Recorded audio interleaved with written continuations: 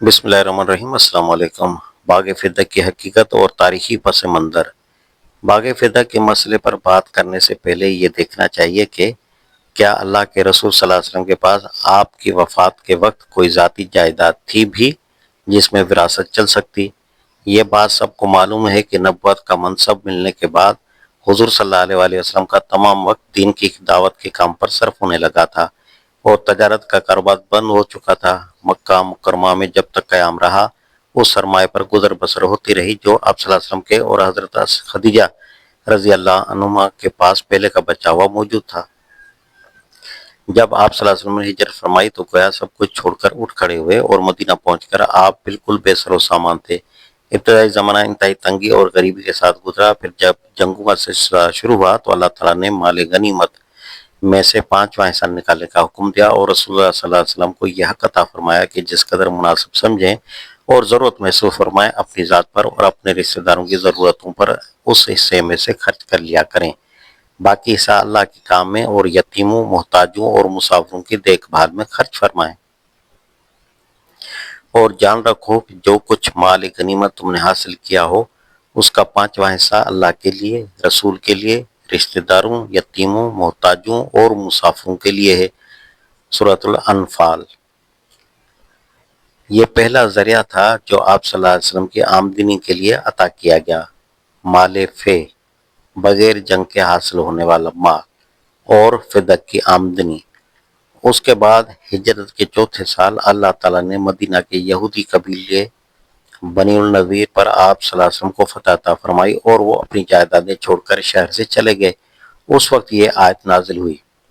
اور جو کچھ لوٹایا اللہ نے ان سے اپنے رسول پر تو نہیں دوڑائے تم نے اس پر گھوڑے اور نہ اونٹ، لیکن اللہ مسلط کر دیتا ہے اپنے رسولوں کو جس پر چاہتا ہے، اور اللہ ہر چیز پر قادر ہے۔ جو کچھ لوٹایا اللہ نے اپنے رسول پر بستیوں کے لوگوں سے تو وہ اللہ کے لیے ہے، رسول کے لیے، رشتہ داروں، یتیموں، محتاجوں اور مسافروں کے لیے، تاکہ وہ تمہارے دولت مندوں ہی کے درمیان گردش نہ کرتا رہے۔ سورۃ الحشر۔ اس آیت کی روح سے اللہ تعالیٰ نے ان تمام اموال، جائیدادوں اور علاقوں کو جو براہ راست جنگ کے بغیر بلکہ اسلامی حکومت کے رعب اور دبدبے سے فتح ہو جائیں، غنیمت سے الگ کر کے سرکاری ملکیت قرار دے دیا، اور رسول اللہ صلی اللہ علیہ وسلم کو یہ حق عطا فرمایا کہ وہ اپنی اور اپنے رشتہ داروں کی ضروریات کے لیے اس سرکاری مال میں سے جس قدر مناسب سمجھے لے لیں۔ ان احکام کے مطابق حضور صلی اللہ علیہ وسلم نے مدینہ منورہ میں بنی النضیر کے چھوڑے ہوئے باغوں میں سے چند نخلستان، خیبر میں سے کچھ زمین اور فدق میں سے کچھ زمین اپنے لیے مخصوص کر لی تھی۔ اس جائیداد کی آمدنی سے حضور صلی اللہ علیہ وسلم اپنی اور اپنے بال بچوں کی ضروریات پوری کرتے تھے، اپنے رشتہ داروں کی مدد فرماتے تھے اور جو کچھ بچتا تھا اسے اللہ کی راہ میں خرچ فرما دیتے تھے۔ غور کیا جائے تو صاف سمجھ میں آ جاتا ہے کہ ان دونوں ذریعوں سے جو کچھ حضور صلی اللہ علیہ وسلم کو عطا کیا گیا اس کی نوعیت یہ نہیں تھی کہ آپ صلی اللہ علیہ وسلم نے اپنے ذاتی کاروبار سے کوئی جائیداد بنائی ہو جو آپ صلی اللہ علیہ وسلم کے بعد بھی آپ صلی اللہ علیہ وسلم کی ملکیت رہے اور آپ صلی اللہ علیہ وسلم کے وارثوں میں تقسیم ہو، بلکہ اس کی نوعیت یہ تھی کہ آپ صلی اللہ علیہ وسلم اسلامی حکومت کے سربراہ کی حیثیت سے اپنا سارا وقت سرکاری کام پر صرف فرماتے تھے اور اپنا کوئی ذاتی کاروبار نہ رکھتے تھے۔ اس لیے آپ صلی اللہ علیہ وسلم کو یہ حق دیا گیا کہ حکومت کی جائیدادوں میں سے اتنی زمین اپنے پاس رکھیں جس سے آپ صلی اللہ علیہ وسلم کی ضروریات پوری ہو سکیں۔ ظاہر ہے کہ اللہ کے رسول صلی اللہ علیہ وسلم نے نبوت کا یہ عظیم کام اپنے لیے جائیدادیں اور جاگیریں بنانے کے لیے تو نہیں کیا تھا، یہ تو ایک خدمت تھی جو خالص اللہ کے لیے آپ صلی اللہ علیہ وسلم انجام دے رہے تھے، اور اس کا بدلہ اللہ ہی کے ذمہ تھا۔ ریاست کے مال میں آپ کا حصہ بس اتنا تھا کہ آپ صلی اللہ علیہ وسلم اپنے نفس کے اور اپنے بال بچوں اور ضرورت مند رشتہ داروں کے حقوق ادا کر سکیں۔ یہ حصہ آپ صلی اللہ علیہ وسلم کی زندگی تک ہی باقی رہ سکتا تھا۔ آپ صلی اللہ علیہ وسلم کے وفات کے بعد اس کو ذاتی جائیداد کی طرح وارثوں میں تقسیم کرنے کی کوئی وجہ نہ تھی۔ اس بات کو حضور صلی اللہ علیہ وسلم نے خود اپنی زندگی ہی میں صاف کر دیا تھا، چنانچہ آپ صلی اللہ علیہ وسلم کے ارشادات ہیں، میرے وارث کوئی دینار و درہم آپس میں تقسیم نہ کریں، میں نے جو کچھ چھوڑا ہے میری بیویوں کا خرچہ اور میرے انتظام کرنے والے کی اجرت ادا کرنے کے بعد وہ سب خیرات ہے۔ ہمارا کوئی وارث نہیں ہوتا، جو کچھ ہم نے چھوڑا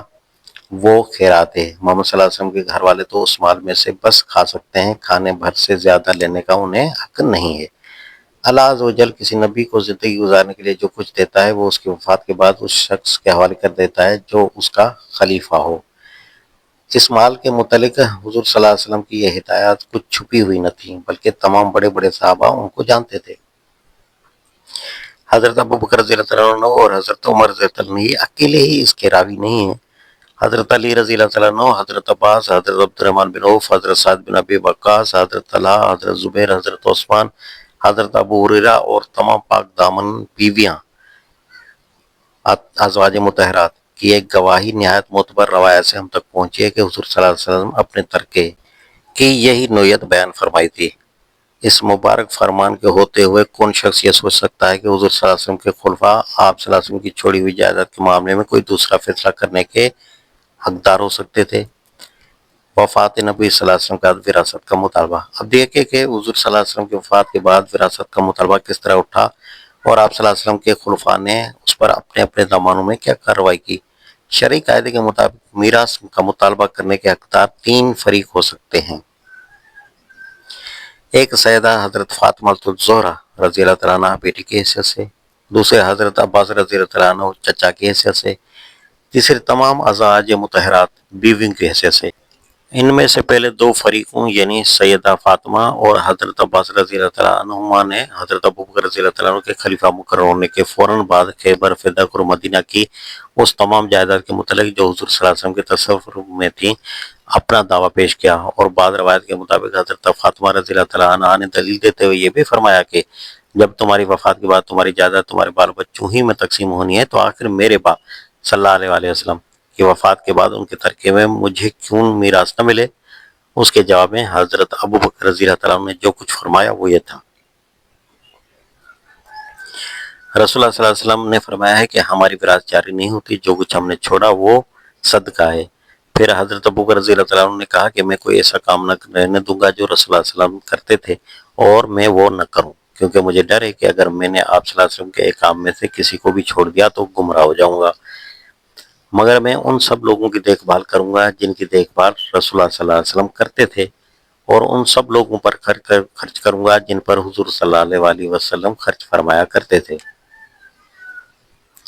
خدا کی قسم میرے لیے اپنے رشتہ داروں سے اچھا سلوک کرنے کے مقابلے میں رسول اللہ صلی اللہ علیہ وسلم کے رشتہ داروں سے اچھا سلوک کرنا زیادہ پسندیدہ ہے۔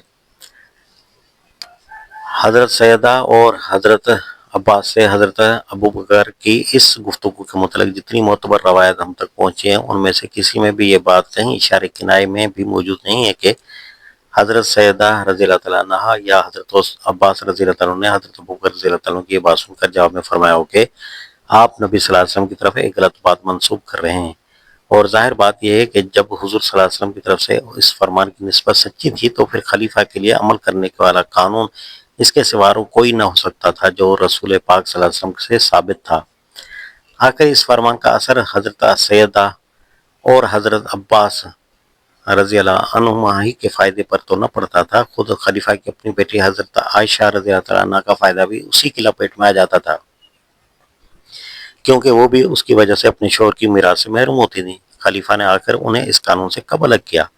اب رہ گیا تیسرا فریق یعنی ازواج مطہرات کا گروہ، تو انہوں نے بھی ارادہ کیا کہ حضرت عثمان رضی اللہ عنہ کو اپنا نمائندہ بنا کر حضرت ابوبکر رضی اللہ عنہ کے پاس بھیجیں اور حضور صلی اللہ علیہ وسلم کے ترکے میں سے اپنے 8ویں حصے کا مطالبہ کریں، مگر حضرت عائشہ رضی اللہ عنہ نے اس کی مخالفت کی اور تمام ازواج مطہرات کو مخاطب کر کے فرمایا، کیا آپ اللہ سے نہیں ڈرتی؟ کیا آپ کو معلوم نہیں کہ رسول اللہ صلی اللہ علیہ وسلم فرمایا کرتے تھے کہ ہماری وراثت جاری نہیں ہوتی، جو کچھ ہم نے چھوڑا ہے وہ صدقہ ہے، محمد صلی اللہ علیہ وسلم کے بال بچے تو بس اس میں سے کھا پی سکتے ہیں۔ کیا فائدہ کہ حضرت فاطمہ رضی اللہ عنہ کو تحفہ میں دیا گیا تھا۔ ایک بات اس سلسلے میں کہی جاتی ہے کہ فدق کے متعلق نبی صلی اللہ علیہ وسلم نے اپنی زندگی میں یہ فیصلہ کر دیا تھا کہ وہ حضرت فاطمہ رضی اللہ عنہ کو دیا جائے گا۔ حضرت سیدہ نے حضرت ابوبکر رضی اللہ عنہ سے خاص طور پر اسی کا مطالبہ کیا تھا اور گواہی میں حضرت علی رضی اللہ عنہ اور ام ایمن کو پیش کیا تھا، لیکن حضرت ابوبکر رضی اللہ عنہ نے ان کی گواہی قبول نہ کی اور فدق کی جائیداد ان کے حوالے کرنے سے انکار کر دیا، مگر یہ قصہ حدیث کی مستند روایات میں سے کسی میں بھی موجود نہیں ہے، البتہ تاریخ دان بلادری اور ابن سعد نے اسے نقل کیا ہے اور ان کے بیان میں بھی کافی تضاد ہے۔ ابن سعد کی روایت یہ ہے کہ حضرت فاطمہ رضی اللہ تعالیٰ عنہ نے یہ بات خود رسول اللہ صلی اللہ علیہ وسلم سے نہیں سنی تھی بلکہ ام ایمن سے سنی تھی اور انہی کو گواہی میں پیش کر دیا۔ اس کے برعکس بلادری کی روایت یہ ہے کہ حضرت سیدہ نے خود یہ دعویٰ کیا تھا کہ میرے والد نے فدا مجھے دیا تھا۔ پھر ایک روایت کی روح سے انہوں نے حضرت علی رضی اللہ تعالیٰ عنہ اور ام ایمن کو گواہی میں پیش کیا، اور دوسری روایت کی روح سے ام ایمن اور رباح نبی صلی اللہ علیہ وسلم کے آزاد کردہ غلام کو۔ یہ تو ہے اس قصے کی حیثیت روایت کے اعتبار سے۔ اب قانونی حیثیت دیکھیے تو حضور صلی اللہ علیہ وسلم کا یہ فعل یا تو حبہ ہو سکتا تھا یا وصیت۔ اگر کہا جائے کہ یہ حبہ تھا تو وہ اسی صورت میں ہو سکتا ہے جب حضور صلی اللہ علیہ وسلم نے اپنی زندگی ہی میں فدا کا قبضہ حضرت فاطمہ رضی اللہ تعالیٰ عنہا کو دے دیا ہوتا، ورنہ محض زبان سے کسی چیز کو کسی کے لیے نامزد کر دینا اور یہ نیت کرنا کہ وہ چیز مالک کے مرنے کے بعد ملنے والے کو ملے گی، حبہ نہیں بلکہ وصیت ہے۔ اب اگر کہا جائے کہ یہ وصیت تھی تو قرآن مجید میں میراث کا قانون نازل ہو جانے کے بعد حضرت صلی اللہ علیہ وسلم خود یہ اعلان فرما چکے تھے کہ اب کسی وارث کے حق میں وصیت نہیں کی جا سکتی۔ پھر یہ کیسے مانا جا سکتا ہے کہ حضور صلی اللہ علیہ وسلم اپنے ہی بنائے ہوئے قانون کے خلاف دوسرے وارثوں کو چھوڑ کر ایک خاص وارث کے حق میں کوئی وصیت فرمائی ہوگی؟ علاوہ بری حبہ یا وصیت کے سوال کو نظر انداز کر کے صرف اس گواہی کو دیکھا جائے جو اس دعوے کے ثبوت میں پیش کی گئی تھی تو وہ صریح قرآنی قانون شہادت کے لحاظ سے ناکافی تھی۔ قرآن کی روح سے یا تو دو مردوں کی گواہی معتبر ہے یا ایک مرد اور دو عورتوں کی۔ حضرت سیدہ اگر یہ قصہ سچا مانا جائے صرف ایک عورت یا ایک مرد اور ایک عورت کی گواہی لائی تھی، اس صورت میں قانون کے خلاف فیصلہ کیسے کیا جا سکتا تھا؟ کیا شخصیتوں کو دیکھ کر گواہی کا شرعی نصاب مقررہ تعداد بدل دیا جاتا؟ حضرت عمر رضی اللہ عنہ کے دور کا ایک اہم واقعہ۔ اس کے بعد یہ مسئلہ حضرت عمر رضی اللہ عنہ کے زمانے میں دوبارہ اٹھا۔ ان کی خلافت پر 2 سال گزر چکے تھے کہ حضرت عباس اور حضرت علی رضی اللہ عنہما نے ان کے سامنے رسول اللہ صلی اللہ علیہ وسلم کے ترکے کا مسئلہ پیش کیا، اور انہوں نے خیبر و فدق کو الگ کر کے مدینے والی جائیداد دونوں صاحبوں کی دیکھ بھال میں اس شرط پر دے دی کہ وہ اس کی آمدنی انہی جگہوں پر خرچ کریں گے جن میں حضور صلی اللہ علیہ وسلم اپنی زندگی میں خرچ فرماتے تھے۔ لیکن اس کے بعد حضرت علی رضی اللہ عنہ اور حضرت عباس رضی اللہ عنہ کے درمیان اس جائیداد کے انتظام پر جھگڑا ہو گیا، اور وہ اس مقدمے کو لے کر حضرت عمر رضی اللہ عنہ کے پاس پہنچے۔ اس کا نہایت تفصیلی قصہ مالک بن اوس کے حوالے سے تمام معتبر کتب حدیث میں بیان ہوا ہے۔ حضرت مالک کہتے ہیں کہ میں حضرت عمر رضی اللہ عنہ کے پاس بیٹھا تھا کہ ان کے دربار نے آ کر عرض کیا کہ عثمان بن عفان، عبد الرحمن بن عوف، زبیر بن عوام اور سعد بن ابی وقاص آنے کی اجازت مانگتے ہیں۔ حضرت عمر رضی اللہ عنہ نے اجازت دے دی اور وہ تشریف لے آئے۔ اس کے تھوڑی دیر بعد وہ پھر آیا اور اطلاع دی کہ عباس بن عبد المطلب اور علی بن ابی طالب تشریف لائے ہیں اور وہ بھی اجازت چاہتے ہیں۔ حضرت عمر رضی اللہ عنہ کے اجازت دینے پر دونوں صاحب اندر تشریف لے آئے، اور سلام کے بعد بیٹھتے ہی حضرت عباس رضی اللہ عنہ نے کہا کہ اے امیر المومنین، میرے اور اس کے اپنے بھتیجے حضرت علی رضی اللہ عنہ کی طرف اشارہ کرتے ہوئے فرمایا، مقدمے کا فیصلہ فرما دیجیے۔ اس کے ساتھ چچا نے بھتیجے کے لیے کچھ سخت الفاظ بھی استعمال کیے۔ دوسرے حاضرین نے کہا، واقعی امیر المومنین، ان کا جھگڑا بہت لمبا کھنچ گیا ہے، آپ انہیں اس جھگڑے سے نجات دلائیے۔ حضرت عمر رضی اللہ عنہ نے کہا، ٹھہریے، میں آپ صاحبوں کو اس خدا کا واسطہ دے کر پوچھتا ہوں جس کے حکم سے زمین و آسمان قائم ہیں، کیا آپ جانتے ہیں کہ رسول اللہ صلی اللہ علیہ وسلم نے فرمایا تھا، ہماری وراثت جاری نہیں ہوتی، جو کچھ ہم نے چھوڑا وہ صدقہ ہے؟ چاروں صحابوں نے کہا، ہاں، حضور صلی اللہ علیہ وسلم نے ایسا ہی فرمایا تھا۔ پھر حضرت عمر نے حضرت علی اور حضرت عباس کو اسی طرح اللہ کا واسطہ دے کر پوچھا، کیا آپ دونوں صاحب جانتے ہیں کہ حضور صلی اللہ علیہ وسلم نے ایسا فرمایا تھا؟ دونوں نے جواب دیا، جی ہاں، واقع حضور صلی اللہ علیہ وسلم نے یہ فرمایا تھا۔ حضرت عمر رضی اللہ عنہ نے کہا کہ اچھا، اب میں آپ لوگوں کو اس معاملے کی حقیقت بتاتا ہوں۔ اللہ تعالیٰ نے مال فے کے معاملے میں اپنے رسول صلی اللہ علیہ وسلم کو مخصوص اختیارات دیے تھے جو کسی دوسرے کو نہیں دیے۔ پھر سورہ حشر کی آیت تلاوت کر کے حضرت عمر رضی اللہ عنہ نے فرمایا، اس آیت کی روح سے یہ اموال فے خالصتاً رسول اللہ صلی اللہ علیہ وسلم کے لیے تھے، مگر خدا کی قسم حضور صلی اللہ علیہ وسلم نے آپ لوگوں کو چھوڑ کر ان سب کو اپنے لیے نہیں سمیٹ لیا، اور نہ ان کے معاملے میں کوئی خود غرضی برتی، بلکہ انہیں آپ ہی لوگوں میں تقسیم کر دیا، یہاں تک کہ 3 جائیدادیں مدینہ، فدق اور خیبر والی بچ گئیں، اور ان جائیدادوں میں سے حضور صلی اللہ علیہ وسلم اپنا اور اپنے بال بچوں کا سال بھر کا خرچہ لے لیتے اور باقی ساری آمدنی انہی کاموں میں خرچ فرماتے۔ جن میں اللہ کا مال خرچ کیا جاتا ہے۔ یہی حضور صلی اللہ علیہ وسلم کا طریقہ ان اموال کے معاملے میں زندگی بھر رہا ہے۔ میں آپ لوگوں کو اللہ کا واسطہ دے کر پوچھتا ہوں کہ یہ بات آپ سب لوگوں کے علم میں ہے؟ چاروں صاحبوں نے جواب دیا، جی ہاں۔ پھر حضرت عباس رضی اللہ عنہ اور حضرت علی رضی اللہ عنہ سے مخاطب ہو کر کہا، میں آپ دونوں کو بھی اللہ کا واسطہ دے کر پوچھتا ہوں، آپ یہ بات جانتے ہیں؟ انہوں نے جواب دیا، جی ہاں ہم جانتے ہیں۔ اس کے بعد حضرت عمر رضی اللہ عنہ نے کہا کہ پھر اللہ نے اپنے نبی صلی اللہ علیہ وسلم کو اٹھا لیا اور ابو بکر نے یہ کہہ کر کہ اب میں رسول اللہ صلی اللہ علیہ وسلم کا جانشین ہوں، ان اموال کو اپنے ہاتھ میں لے لیا اور ان کے معاملے میں اسی طریقے پر عمل کیا جس پر رسول اللہ صلی اللہ علیہ وسلم کرتے تھے۔ اللہ جانتا ہے کہ اس میں ابو بکر رضی اللہ عنہ بالکل سچے تھے اور ٹھیک ٹھیک حق کے راستے پر تھے۔ پھر اللہ نے ابو بکر رضی اللہ عنہ کو بھی اٹھا لیا اور میں ان کا جانشین ہوا۔ میں نے اپنی حکومت کے پہلے 2 سال تک ان اموال کو اپنے ہاتھ میں لے کر اسی طرح عمل کیا جس طرح رسول اللہ صلی اللہ علیہ وسلم اور حضرت ابو بکر رضی اللہ عنہ کرتے تھے۔ اللہ جانتا ہے کہ میں بھی اس میں سچا اور حق کا پیروکار تھا۔ پھر حضرت علی رضی اللہ عنہ اور حضرت عباس رضی اللہ عنہ سے مخاطب ہو کر فرمایا، آپ دونوں صاحب میرے پاس آئے اور آپ نے مجھ سے اس جائیداد کے معاملے میں بات چیت کی۔ اس وقت آپ دونوں کے درمیان اتفاق تھا۔ اے عباس، آپ نے مجھ سے اپنے بھتیجے کی میراث مانگی، اور اے علی، آپ نے مجھ سے اپنی بیوی کے واسطے سے ان کے والد کی میراث مانگی۔ میں نے آپ سے کہا کہ رسول اللہ صلی اللہ علیہ وسلم کا ارشاد ہے، ہم وارث نہیں بنائے جاتے، جو کچھ ہم نے چھوڑا وہ صدقہ ہے۔ لہذا اگر آپ چاہیں تو میں اس شرط پر یہ جائیداد آپ کے حوالے کر سکتا ہوں کہ آپ اس میں سے اسی طرح عمل کریں جس طرح رسول اللہ صلی اللہ علیہ وسلم اور ان کے بعد ابو بکر رضی اللہ تعالیٰ عنہ عمل کرتے رہے، اور خلیفہ ہونے کے بعد سے میں عمل کر رہا ہوں۔ لیکن اگر یہ شرط آپ کو منظور نہ ہو تو مجھ سے اس معاملے میں بات نہ کیجیے۔ پھر حضرت عمر رضی اللہ عنہ نے چاروں صاحبوں کو خدا کا واسطہ دے کر پوچھا، کیوں حضرات، میں نے اسی شرط پر یہ جائیداد ان دونوں اصحاب کے حوالے کی تھی؟ انہوں نے کہا کہ ہاں۔ پھر حضرت علی رضی اللہ عنہ اور حضرت عباس رضی اللہ عنہ کو اسی طرح اللہ کا واسطہ دے کر پوچھا کہ اس جائیداد کو حوالے کرتے وقت میری یہی شرط تھی؟ انہوں نے بھی تسلیم کیا۔ اس کے بعد حضرت عمر رضی اللہ عنہ نے کہا کہ اب آپ چاہتے ہیں کہ میں اس سے مختلف کوئی فیصلہ کر دوں؟ اس خدا کی قسم جس کے حکم سے زمین و آسمان قائم ہے، میں کوئی دوسرا فیصلہ نہیں کروں گا۔ اگر آپ اس شرط پر عمل نہیں کر سکتے تو یہ جائیداد میرے حوالے کر دیجیے، میں اس کا انتظام کر لوں گا۔ حتمی نتیجہ اور فیصلہ کن نکتہ، یہ ہے اس معاملے کی پوری تاریخ جو حضرت ابو بکر رضی اللہ عنہ اور حضرت عمر رضی اللہ عنہ کے زمانے میں پیش آئی۔ اسے دیکھ کر ہر شخص خود رائے قائم کر سکتا ہے کہ اس معاملے میں جو کچھ کیا گیا وہ ظلم تھا یا انصاف اور حق۔ اس کے ساتھ 2 باتیں اور بھی ہیں جو صحیح رائے قائم کرنے کے لیے ذہن میں رہنی چاہیے۔